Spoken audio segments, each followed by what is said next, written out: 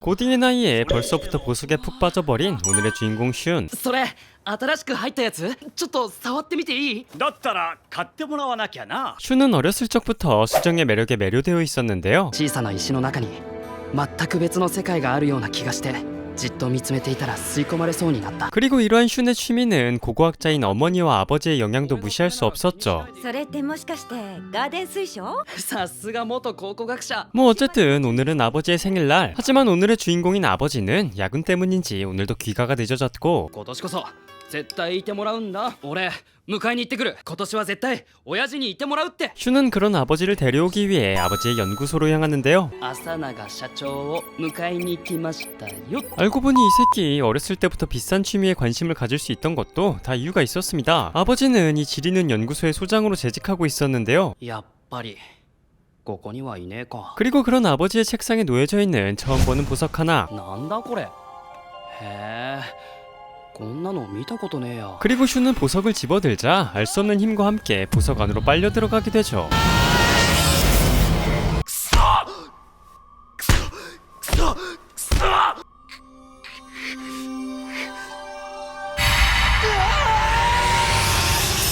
なんだよっていうかここどこだよ 그렇게 슌이 다시 눈을 뜬 곳은 정체를 알 수 없는 지하 감옥. 그리고 그곳에 갇혀있는 한 남자였는데 お前もしかして地上の人間か。何のことだそれよりもここどこから出るんだ 그때 何を騒いでいる。 갑작스러운 소동에 감옥의 경비병들이 슌을 찾아왔고 정말 죽을 위기에 처하자 슌의 몸에선 검이 뽑아져 나오기 시작했죠. カホグそいつを使え。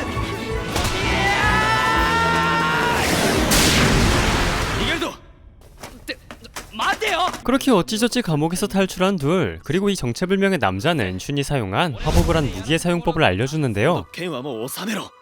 収める一番気持ちが落ち着くものを思い浮かべて深呼吸しろ。 뭐 알 수 없는 상황들은 뒤로 하고 우선 탈출이 우선이었기에 침착히 성 밖으로 향하던 그때 けど爪が甘いね。ライオンなんだあれデルザイン王が刺激しているズー族の一人だ。 그리고 녀석은 왕의 직속부하답게 만만치 않은 무력을 지니고 있었고 あいつの方が簡単そうだな。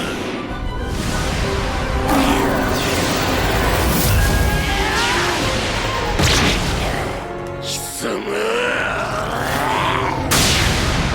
ガキどもがふざけるな。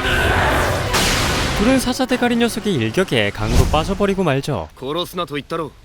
王の命だぞ。勝手に落ちたんだ。 하지만 의심스러울 정도로 이 성의 구조를 잘 알고 있는 녀석은 또 한 번 비밀스러운 통로로 탈출을 이어갔고 お前やけに詳しいな泥棒かむしろ泥棒はこの城の王デルザインだ。 녀석의 안내에 따라 둘은 가까스로 탈출하는 데 성공하는데요. 그리고 그런 녀석의 정체는 やっぱり逃げてきたのねエミリオ図星ですか王子様 이 나라의 왕자님이었죠. 에밀리오라는 이 왕자는 사실 왕을 죽일 음모를 꾸미고 있었습니다. 하지만 父上の敵。寝込みを襲うなど力のない卑怯者の証だ。父親の前王の仇とは復讐か。 현 왕과의 압도적인 무력 차이에 에밀리오의 검은 결국 털끝에도 닿지 못했고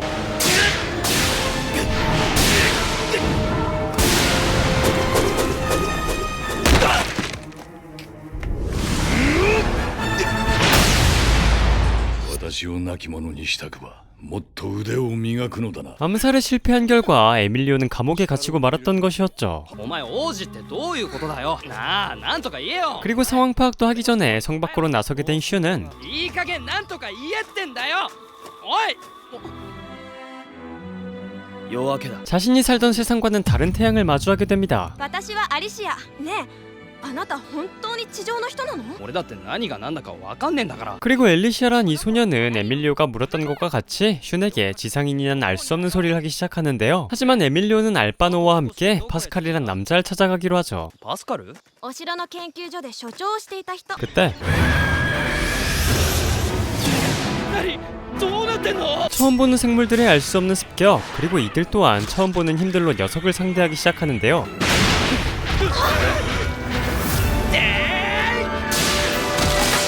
やったパスカル。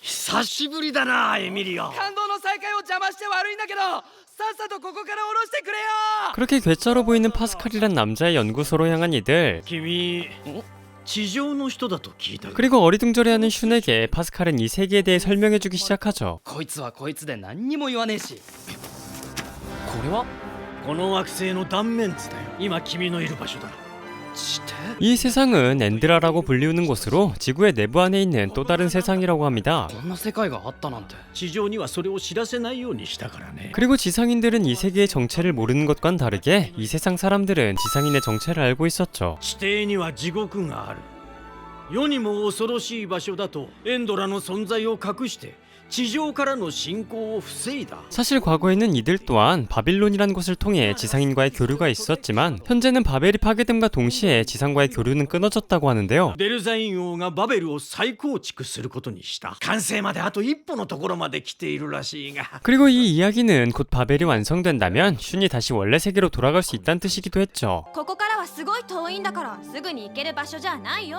それでも行くシュンたらすぐにでもバビロン行くって聞かないから止めてよ 하지만 파스칼은 알 수 없는 표정으로 이 이야기를 듣고 있을 뿐이었는데요. 사실 그는 바벨 연구 소장으로 왕국에서 일했던 과거가 있었습니다. 하지만 地上とエンドラが干渉し合うのはやはりまずいと思います 파스칼은 지상인과의 교류는 이 세상에 재앙을 가져올 것이라 생각했고 지금은 연구소장 자리를 내려놓고 자유인으로 살고 있는 신분이었죠. どうやらこの回路に不都合があったようです。前任のパスカルがこのようなミスをするとは考えもしませんでした。パスカルめ仕組みよったか 그렇게 바벨에 대한 이야기가 한창이던 그때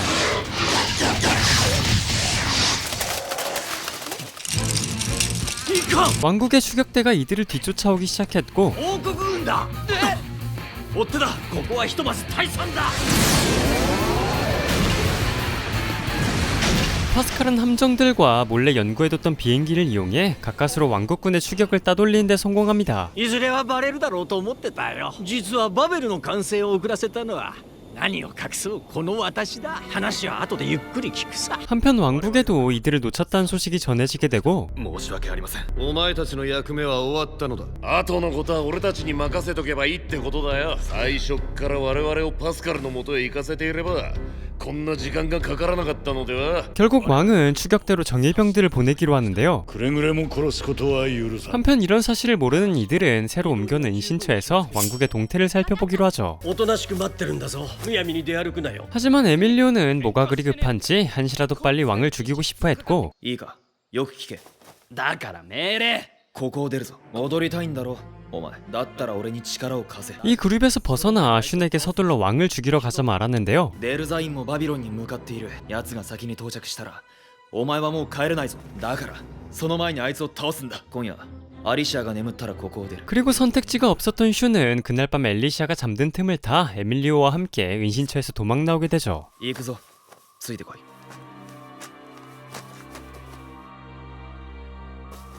見つけたなんだあれ助っ人だ 그때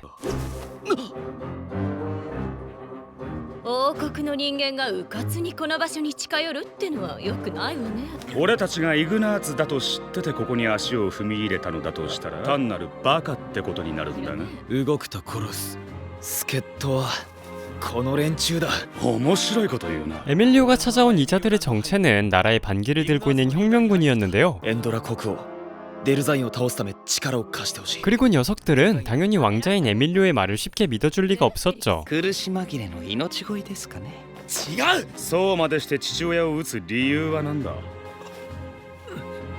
デメトリオ時間の無駄だよ力が必要なんだ俺はデルザインを倒せるならどうなってもいい 하지만 이런 에밀리오의 각오에도 리더로 보이는 자는 그저 비웃을 뿐이었고 そんなものは覚悟とも呼べねえ出来の悪い息子を持ってデルザインも気の毒だ 기스패드립에 빠기 쳐버린 에밀리오는 화보구를 뽑아들어 덤벼들어 보지만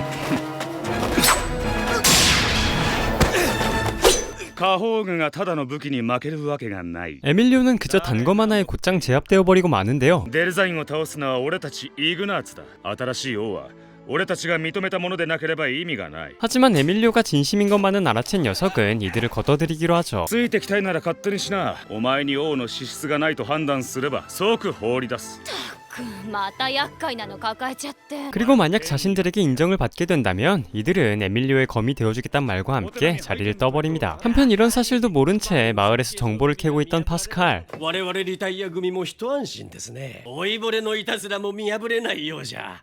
王立研究所の威信に関わりますからね。 그리고 파스칼 또한 전 동료로부터 에밀리오가 왕을 살해하려 했다는 사실을 전해 듣게 되죠. 王子は今やお尋ね者だ。なんせ王である父親を殺そうとしたんだからな。 한편 이그나츠에 합류하게 된 이들은 새로운 임무를 하달받는데요. 出ろ仕事の時間だ。なあ革命軍の仕事ってなんだろうな。 그리고 이들의 대망의 첫 임무란 洗濯も立派な仕事。 빨래였죠. ここじゃ洗濯も炊事も当番制。王子だからって容赦しないよ。 그렇게 태어나 처음으로 빨래를 조지게 된 에밀리오. 그리고 이들의 옆에 꽤 반반한 누나가 빨래를 도와주는데요. 하지만 あれ男？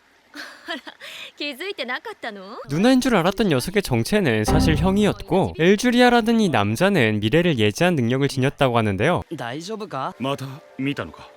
はい。エルジュイアは生まれつき特殊な能力を持っててね。激しい感情の起伏が起こると未来を垣間見れるのよ。 그리고 그가 이번에 본 미래는 슌이 성공적으로 본래 세계로 돌아간 미래였습니다. 元気なやつだな。 하지만 미래에서 본 슌의 표정은 무엇인가에 겁에 질린 표정이었죠. ただいま。なんだパスカルか。エミリオとシンはどこだ？ 그리고 에밀리와 슌이 사라진 걸 알게 된 엘리시아와 파스칼 또한 그들을 찾아 나서기로 합니다. 私は相手2人だけで行くなんて。 한편 빨래를 마친 에밀리와 슌은 의견 충돌이 한창이었는데 今日会ったばかりの奴らの言うことを鵜呑みにするなんておめでたい頭だな。そんなんで疲れねえの？俺は自分の直感を信じてるだけだ。 그렇게 말싸움에서 져버린 에밀리오는 기습 패드립을 갈겨버리지만 地上でもどこへでも帰って母親に甘えればいい。 롤로 다져진 현대의 패드리퍼들에겐 상대가 될 리가 만무했죠. 親を殺そうとする奴の気持ちなんか分かりたくもねえ。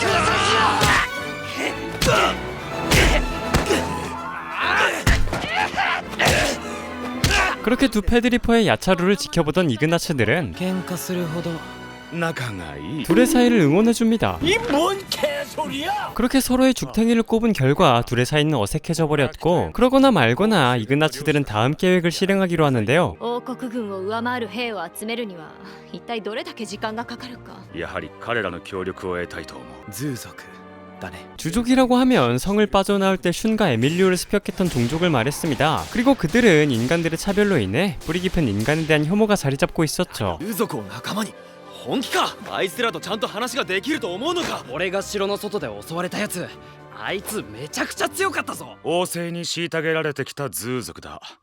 俺たちに賛同してくれるかもしれない。 하지만 왕궁에서만 살았던 에밀리오 또한 주족에 대한 혐오가 자리 잡고 있었고 그들을 대화가 통하지 않는 천한 종족이라 생각하고 있었는데요. 하지만 あんな凶暴な連中に話が通じるのか？私の体にもズー族の血が半分流れてるのよ。ズー族が凶暴になったのには訳がある。 사실 주족 또한 인간과 다를 바 없는 존재들이었고 에밀리오가 가진 편견처럼 그리 몰상식하지 않았죠. 그리고 이들의 리더인 데메트리오 또한 과거 귀족 출신으로 주족에 대한 편견을 가지고 있었지만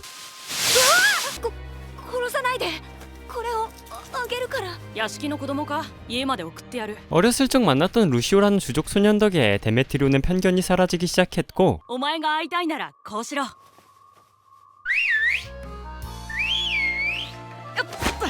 우연치 않은 만남을 계기로 이들의 사이는 점차 가까워지기 시작했는데요. デメトリオ、ルーシオ、俺にはない。だから弱い。腕を磨いたって下方具がなければ強くなれない。お前には勇気がある。勇気ってのは持って生まれたものだ。 그리고 시간이 지날수록 이들의 우정은 종족과 상관없이 두텁게 자리 잡아갔죠. 하지만 인간들의 주족에 대한 편견은 뿌리 깊은 것이었고 ズー族の分際で人に向けて過保具を出すとは。やめろ。 결국 루시오는 인간들의 무자비한 폭행에 의해 눈을 감아버리고 말았는데요. お前と会えて最高に楽しかったぜ。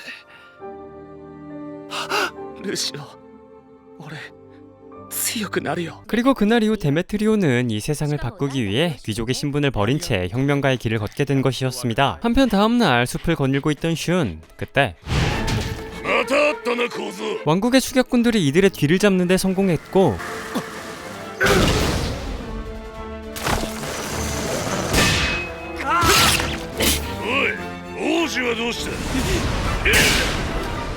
압도적인 전투력의 차이에 위기에 처한 그때 에밀리오의 도움으로 슈는 한 번의 위기를 벗어나는 데 성공하죠.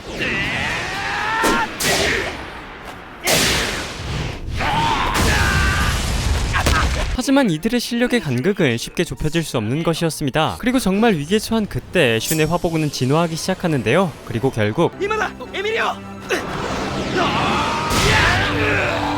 둘은 정예병 한 명을 쫓아내는 데 성공합니다. 하지만 이들 말고도 3명의 정예병이 더 남아있었기에 이그나츠 멤버들은 고전을 면치 못하고 있었는데요.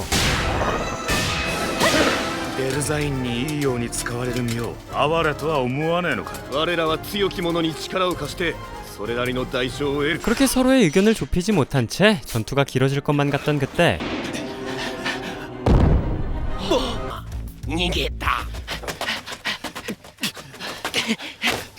どうなってんだエミリオどうだったかな特製の閃光弾は 때마침 이들을 뒤쫓아온 파스칼의 섬광탄 덕분에 왕국의 추격자들을 따돌리는 데 성공하죠. 友人が危険な遊びをしていれば放ってはおけんよ 그렇게 각자의 이유로 왕을 저지하기 위해 모두 모인 이들. 과연 이들은 왕을 죽이고 새로운 시대를 열 수 있을까요? 지금까지 엔드라이드였습니다. 俺は絶対に地上へ戻る 아 진짜 후일담은 안 하려고 했는데 이 애니메이션 전개가 너무 느립니다. 사실 초반에는 흥미로운 주제와 전개로 꽤 흥미진진하게 봤지만 이야기가 너무 늘어지는 감이 있습니다. 1쿨은 1화부터 12화까지고 2쿨은 13화부터 24화까지라고 하는데 본격적인 전개는 2쿨부터라고 하니 애니메이션 보실 분들은 꼭 참고하시길 바라고 요즘 미세먼지가 심하다고 합니다. 다들 마스크 꼭 착용하시길 바라면서 저는 다음에 더 좋은 리뷰로 인사드리겠습니다. 오늘도 시청해주셔서 감사합니다.